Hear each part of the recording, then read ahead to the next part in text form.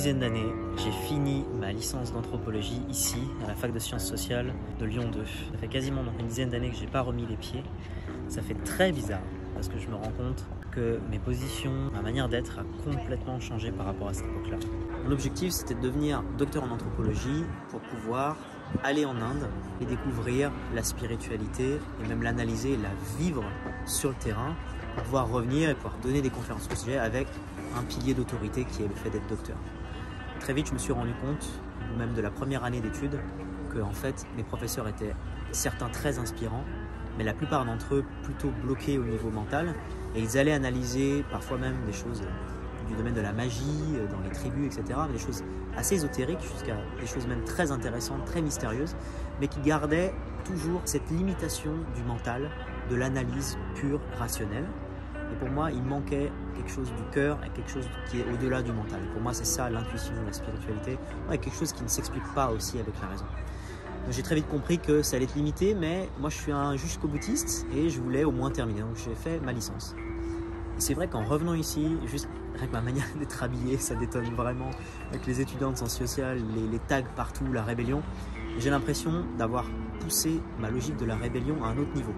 C'est-à-dire pour moi, être antisocial, c'est pas vraiment la solution. C'est-à-dire que si je suis anti-système et que je rejette le système, je mets à l'écart le système, je vais perdre en puissance. Alors que si j'embrasse le système tel qu'il est, j'accepte qu'il est tel qu'il est, et que je deviens moi-même un entrepreneur, un leader, que je peux toucher une communauté plus large, et que j'ai les moyens financiers de faire des actions dans ce monde, je vais pouvoir le modifier de l'intérieur beaucoup plus puissamment. En tout cas, c'est ma logique aujourd'hui, et j'accompagne des leaders qui eux-mêmes sont des personnes qui amènent une nouvelle conscience dans ce monde, mais qui n'ont pas peur de mettre les mains dans le cambouis et d'être dans la matière, d'être aussi des businessmen, des gestionnaires, des chefs d'entreprise, des personnes qui en tout cas sont en lien avec l'argent. Moi d'ailleurs, l'argent, c'est qu'une énergie, c'est ni quelque chose de bien et de mal. Je suis sûr que si j'avais cette discussion là maintenant en interview avec des étudiants de cette université, on aurait des débats très intéressants sur la question parce que je pense qu'on n'aurait pas exactement les mêmes points de vue. Donc, ce qui est sûr, c'est qu'on évolue avec le temps. Ce qui est sûr, c'est qu'il y a des cadres dans lesquels on peut fleurir et d'autres, au contraire, où on va se faner. Et que moi, si j'étais resté dans ce cadre-là, je me serais fané. Alors que me libérer, d'aller moi-même aller en Inde directement plutôt qu'avec le bagage de docteur en anthropologie, mais d'y aller directement, juste devenir professeur de méditation, de vivre l'expérience, etc. Ensuite, de coacher des leaders directement. Voilà, je suis passé par, on va dire, la voie de traverse. Il y a deux options. Selon comment on est câblé.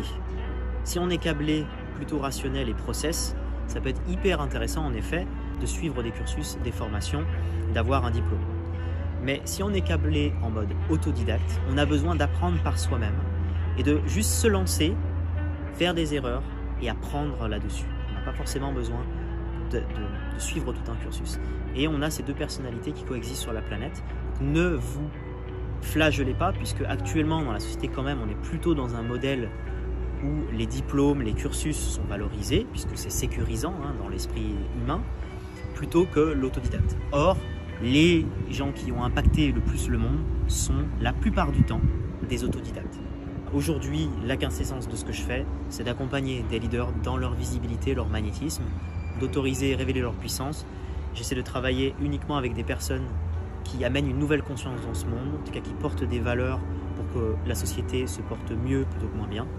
Et toutes ces personnes-là, je les aide à guérir l'invisible et magnétiser le visible. Si c'est quelque chose que vous savez que vous devez travailler, envoyez-moi un message et je vous offre un entretien avec moi.